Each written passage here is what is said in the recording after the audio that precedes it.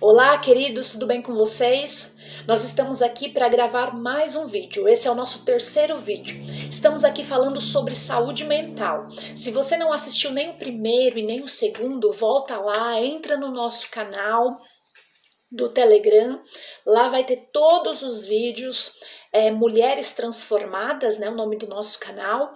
Esteja assistindo que nós vamos dar continuidade as recomendações do apóstolo Paulo, que está lá no capítulo 4 da carta aos Filipenses. E hoje nós vamos nos atentar ao versículo de número 8, que diz assim: pense em coisas boas.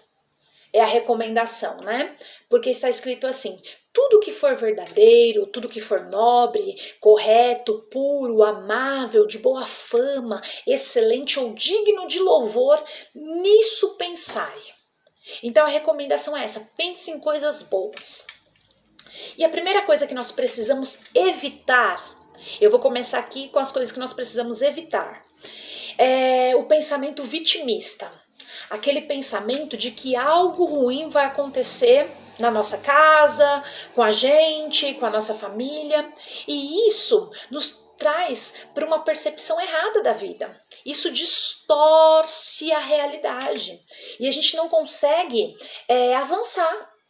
A gente fica preso àquela condição de vítima, de que algo ruim vai acontecer, que nós vamos ser infectados, que a doença, a enfermidade vai chegar na nossa casa, na nossa família, e nós vamos começar a desenvolver os sintomas, e nós não podemos dar lugar a esses pensamentos. Por quê?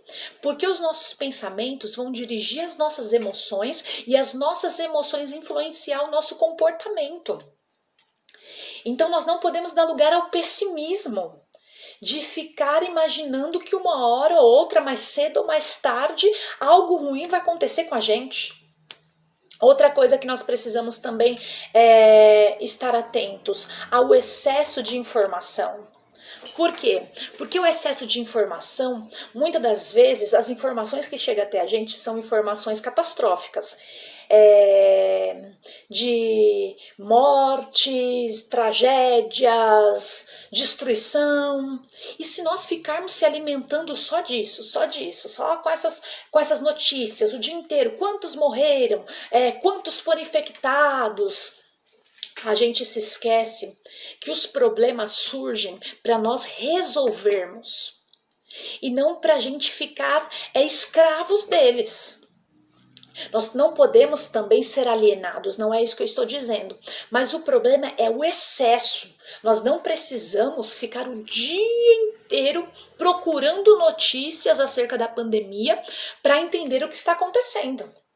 Então nós precisamos separar, discernir qual é a fonte que tem nos alimentado, qual é a fonte, de onde procede as informações. Será que é um meio de comunicação que nos coloca na condição de vítimas, que é pessimista, que só mostra o lado ruim da história? Então a gente precisa ter esse discernimento. Uma outra coisa importante também é não darmos lugar ao ócio. Por quê? Porque é bom nós descansarmos? Sim. É bom estarmos em casa? Sim. O problema é quando o ócio toma conta dos nossos dias e nos torna improdutivos. E Deus não nos fez para ser acomodados, ficar parados. Não, Deus nos fez para nos movimentarmos, para produzirmos, para trabalharmos. E o problema é quando esse ócio vira um padrão. Porque a tendência do nosso corpo é se adaptar às situações. E se você começa a se entregar, deixa o seu corpo ficar o dia inteiro na cama, no sofá, sem fazer nada, o seu corpo vai usar isso como padrão, vai estabelecer essa forma de comportamento como padrão. E depois nós vamos ter dificuldades para voltar à rotina, porque o nosso corpo vai ficar acomodado. É isso que acontece, como as pessoas sempre falam, né? Sobre a tristeza da segunda-feira. Por quê? Porque no sábado, no domingo, nosso corpo descansa. Chega na segunda-feira, tem que voltar para a rotina. E o nosso corpo se adapta, não quer voltar para a rotina. Por isso que nós temos maior dificuldade nas segundas-feiras. para voltar para o serviço, para voltar para o ritmo, porque o nosso corpo se adapta. Então nós não podemos deixar que o nosso corpo se adapte a acordar tarde, a ficar o dia inteiro sem fazer nada. Nós precisamos procurar tarefas para fazer. Nós vamos falar um pouquinho mais sobre isso depois. Outra coisa que eu quero falar também é que quando nós ficamos muito tempo no ócio, o ócio ele gera um vazio e esse vazio vai precisar ser preenchido de alguma forma. E geralmente as pessoas buscam coisas ruins para preencher esse vazio do tédio, do ócio. Vão buscar em compulsões, vão buscar em vícios, vão buscar impulsividades. Então pessoas começam a comprar aqui, comprar ali, ou pode desenvolver ali uma compulsão por comida. E ninguém vai desenvolver compulsão por salada, por brócolis, por repolho, não. O nosso organismo vai tender por alimentos calóricos, alimentos açucarados que trazem ali um prazer imediato, que são rapidamente metabolizados, que vão para a nossa corrente sanguínea rapidamente. Então a gente vai querer um doce, nós vamos querer massas, nós vamos querer coisas mais supérfluas e mais calóricas. E isso nós sabemos que faz mal para a nossa saúde e nós precisamos cuidar principalmente do nosso sistema imunológico nesse momento. Não podemos deixar que a nossa alimentação interfira. Por quê? Porque os alimentos açucarados, eles são altamente inflamatórios. E isso faz com que a nossa imunidade abaixe. E com a imunidade baixa, a gente fica mais sujeito às infecções. Então nós precisamos, na verdade, cuidar da nossa alimentação nesse momento. Uma outra coisa que nós precisamos evitar nesse momento é a reclamação. Por quê? A reclamação é algo que surge por quando nós estamos descontentes com uma situação. E nós podemos estar descontentes de estarmos em casa, de estarmos parados, de estarmos reclusos, não estamos cumprindo as nossas atividades diárias como antes, né? Mas nós precisamos pensar uma coisa: o que nós podemos mudar? Porque não adianta reclamar daquilo que não está no nosso controle. Porque aquilo que está no teu controle, você pode ir lá, você pode mudar, você pode fazer diferente e tudo bem. Agora, aquilo que não está no nosso controle, nós vamos reclamar por quê? Vai adiantar em quê? Reclamar daquilo que foge do nosso controle. Então, não é bom reclamar, não contribui para a nossa saúde emocional e não está no nosso controle. Uma outra coisa que acontece: devido ao isolamento social, muitas pessoas começam a culpar o outro. É o marido que está em casa e a esposa começa a culpar o marido porque não traz o alimento para dentro de casa, porque não está trabalhando, porque está parado. É o marido que está vendo se a esposa está cumprindo as obrigações, está cuidando bem dos filhos. É aquela questão de tirar a responsabilidade de si mesmo e jogar no outro. E isso não melhora o clima dentro de casa. E isso não é saudável dentro de uma família. Então nós precisamos entender que nós não podemos culpar o outro pelo que está acontecendo. Pode ser que o outro também esteja sofrendo com essa situação. Nós precisamos ter outra coisa em mente: não podemos culpar a nós mesmos. Mas se eu tivesse fazendo isso, fazendo aquilo, mas eu tinha tantos planos para esse ano de 2020, eu queria fazer isso, aquilo outro, e agora estou aqui, parado, sem fazer nada. E muitas pessoas começam a se sentir inúteis.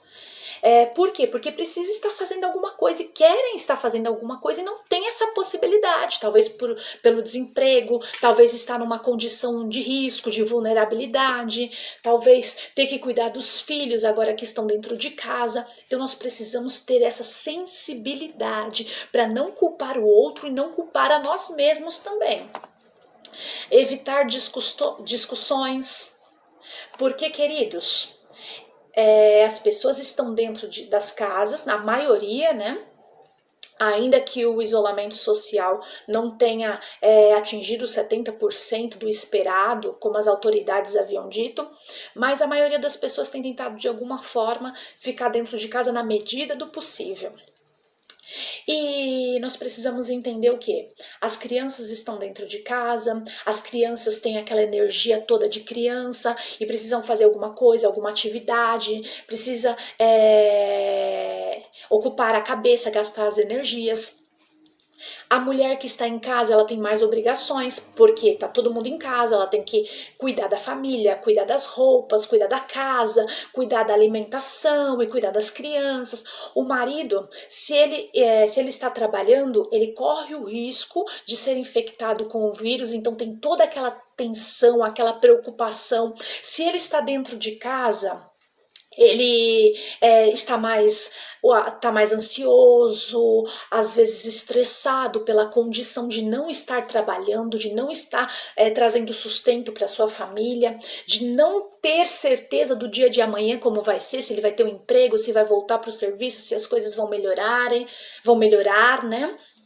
Então tem todas essas inquietações, e quando nós temos essas inquietações, nós ficamos mais fragilizados. Em alguns casos existe uma maior irritação. E olha o que aconteceu na China. Se você for procurar nos sites de notícia, você vai ver que o índice de divórcio cresceu na China de forma alarmante, batendo até os recordes, sendo que uma pessoa hoje não consegue, a audiência, né, não consegue ali entrar em contato com as autoridades para marcar o seu divórcio. De tamanha procura para os casais se divorciarem. E isso é o quê? É a proximidade em tempo integral. Fez com que eles se estranhassem, fez com que eles não conseguissem conviver mais uns com os outros. E isso é terrível. Por quê?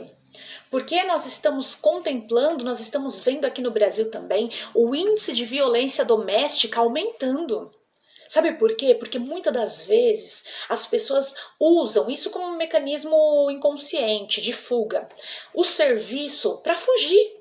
Por quê? Porque às vezes o problema está dentro de casa, o problema está ali no meio da família. E que problema que é esse? Às vezes uma situação que não foi bem conversada, às vezes uma situação que não foi bem resolvida, às vezes uma situação que causa ali uma tristeza, uma angústia, e ao invés da família resolver aquele problema, a família vê o trabalho como uma forma de fugir desse problema, vê os estudos fora de casa, assim, que tem que sair para estudar, como uma forma de fugir do problema. E agora é o momento que as pessoas estão se encontrando e que precisam resolver os seus problemas, precisam relevar, perdoar, lidar com situações e não fingir que elas não estão ali. Então esse é um momento de confronto e a maioria das pessoas fogem desse confronto. Então é muito importante a gente tomar cuidado com essas discussões nesse momento que as pessoas estão mais irritadas e mais ansiosas, mais estressadas. Outra coisa também, cuidado com as palavras, cuidado com aquilo que você fala, saiba o momento de falar e o momento de se calar. Isso é muito importante no momento em que as pessoas estão mais angustiadas. Então essas dicas eu vou deixar por hoje aqui para vocês e te espero no próximo vídeo.